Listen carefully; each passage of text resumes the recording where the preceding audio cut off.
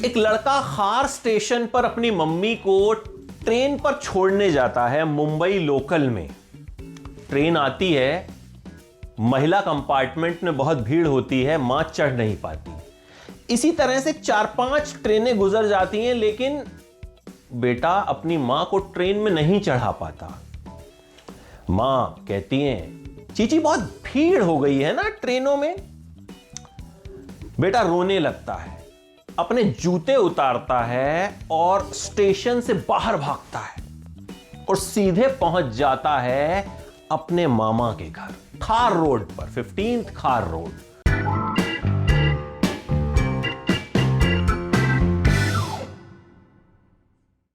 मामा से कहता है कि मुझे पैसे दो, क्योंकि मुझे अपनी मां के लिए फर्स्ट क्लास का पास बनवाना है। मैं नहीं देख सकता कि मेरी मां जो है वो इस तरह से भीड़ में खड़ी रहे और उसे ट्रेन ही ना मिले। उस दिन वो लड़का तय करता है कि अब मैं हीरो बनूंगा, ताकि अपनी मां को वो सब दे सकूं जो उन्हें चाहिए, जो उनके पास था इसलिए क्योंकि इस लड़के के पिताजी भी हीरो थे।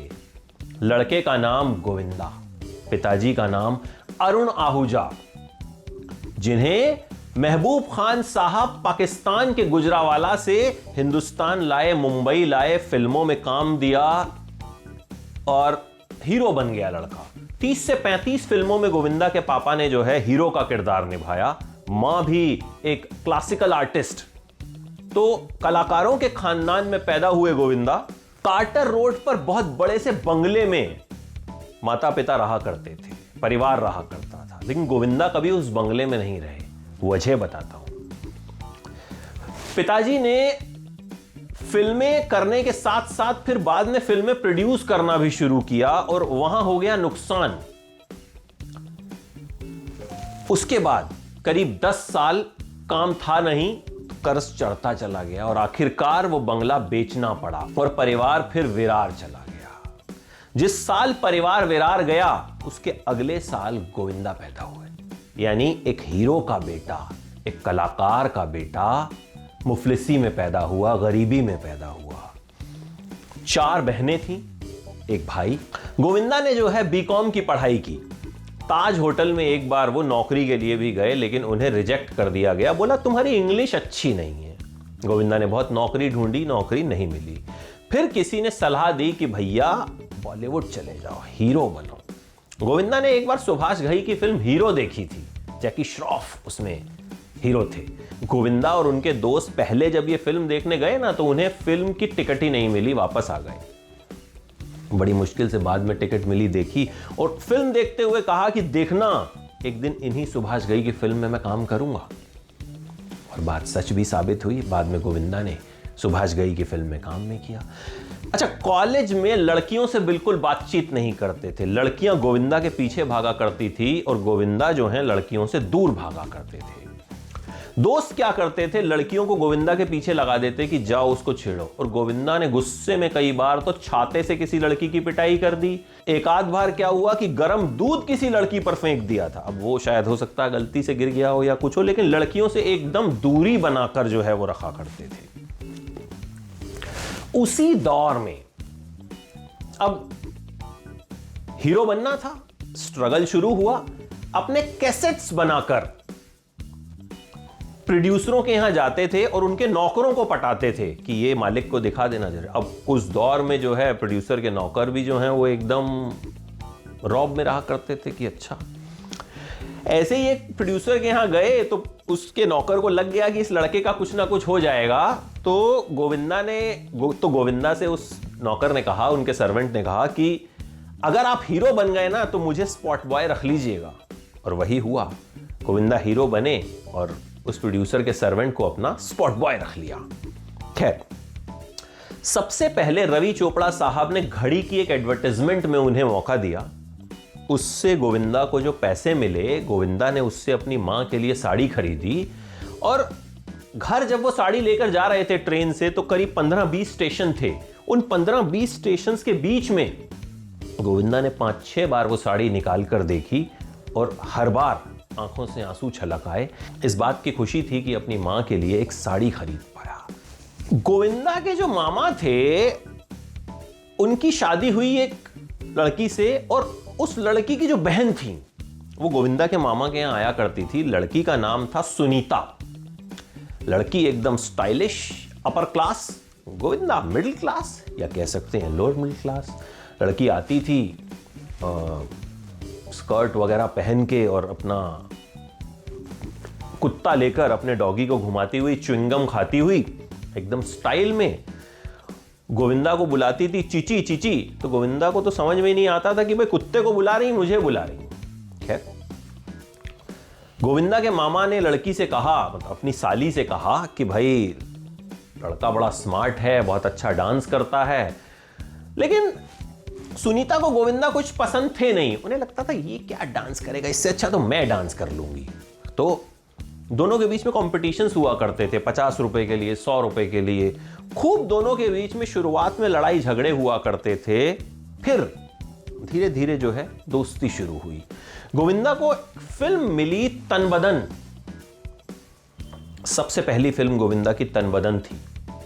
उसी फिल्म के प्रीमियर से जब ये लोग वापस आ रहे थे ना, तो गाड़ी में पीछे की सीट पर एक कोने पे गोविंदा थे, एक कोने पे सुनीता थी और बीच में सुनीता के भाई थे। तो गोविंदा और सुनीता ने एक दूसरे का हाथ पकड़ लिया। अब गोविंदा कहना है कि सुनीता ने हाथ रखा पहले, गोविंदा ने हाथ पर हाथ रखा और जब सुनीता ने हाथ नहीं हटाया तो गोविंदा को लगा कि भाई लड़की राजी है और उसी टाइम पे तय कर लिया गया कि एक दूसरे के हो जाएंगे। मां को भी जो है सुनीता बहुत पसंद थी गोविंदा की मां को और दोनों की लव कम अरेंज मैरिज हो गई। लेकिन उस वक्त गोविंदा को लोगों ने कहा कि अगर तुमने अपनी शादी की बात जो है वो पब्लिक कर दी तो हमारा करियर खत्म हो जाएगा। तो 1 साल तक गोविंदा ने अपनी शादी की बात को छिपाए रखा और जब गोविंदा की बेटी पैदा हुई तब जाकर गोविंदा ने यह खुलासा किया कि उनकी शादी हो चुकी है। अच्छा, गोविंदा के 2 बच्चे हैं, बेटा बेटी। एक तीसरी बेटी गोविंदा की प्रीमेच्योर पैदा हुई थी और वो चल बसी थी।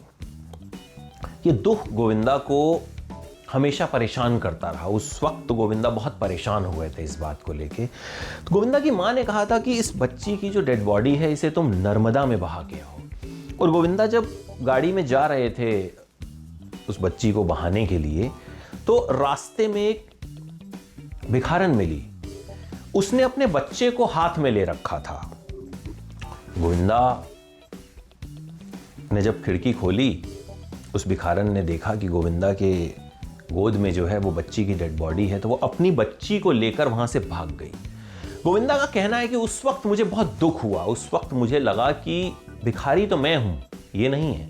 तो ये एक दुख जो है वो गोविंदा के साथ हमेशा रहा। गोविंदा ने करियर में बुरा दौर भी देखा और जब गोविंदा ने करियर में बुरा दौर देखा ना तो उनकी मां उनसे एक बात कहा करती थी कि देखो 100 करोड़ में 10 ही हीरो होते हैं। 100 करोड़ के 100 करोड़ लोग तो हीरो होते नहीं है। और अगर 10 हीरो में से तुम एक हो और तुम भी परेशान हो तो क्या फायदा हीरो बनने का, अब दुनिया थोड़ी लूटोगे। तो गोविंदा मां की बात सुनकर जो है खुश हो जाया करते थे। मां के भक्त माने जाते थे गोविंदा, माने जाते हैं। मां इस दुनिया में नहीं है लेकिन माना जाता है कि गोविंदा अपनी मां को जो है गुरु भी थी उनकी मां, उनके भक्त भी थे वो, उनके लिए बहुत कुछ थी। पहली बार गोविंदा और उनकी पत्नी ने जब ये सोचा कि चलो शैंपेन पी जाए तो ये लोग ताज होटल गए और वहां पर शैंपेन ली। गोविंदा ने पीने से पहले मम्मी को फोन किया, मम्मी पी लूं?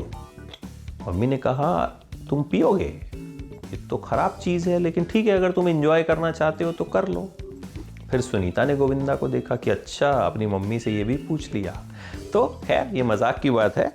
तो गोविंदा माँ के लिए बहुत पॉजिटिव भी रहे, बहुत प्यार उन्हें अब तक करते हैं। हर जगह जहाँ वो होते हैं जिक्र माँ का ज़रूर होता है और माँ का ही आशीर्वाद रहा कि गोविंदा जो है वो इतने बड़े स्टार बने।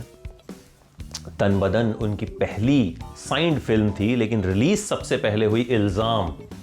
उसके बाद लव 86, तो तमाम तरह की फिल्में। गोविंदा के डांस ने दुनिया को दीवाना बना दिया। गोविंदा की अदायगी ने एक साथ 40 फिल्में गोविंदा ने साइन कर ली थी, जो एक रिकॉर्ड बन गया। फिर डेविड धवन के साथ जोड़ी बनी और कुली नंबर 1, हीरो नंबर 1, तमाम तरह की फिल्में उन्होंने की और छा गए। हालांकि लेट लतीफ़ी के लिए काफ़ी बदनाम गोविंदा रहे। तो खैर देखिए, सितारों के साथ कोई ना कोई नखरा तो हमेशा होता है। तो गोविंदा इस बात को मानते भी हैं कि हाँ ठीक है, मैं लेट लतीफ़ था। कुल मिलाकर गोविंदा एक ऐसे देसी सुपरस्टार हैं जिनकी fan following her age group में है, बच्चे से लेकर बूढ़े तक गोविंदा को चाहते हैं, उन्हें पसंद करते हैं, उनकी एक्टिंग का, उनके डांस का लोहा मानते हैं। और उम्मीद यही कि गोविंदा सालों साल हमें यूं ही एंटरटेन करते रहेंगे।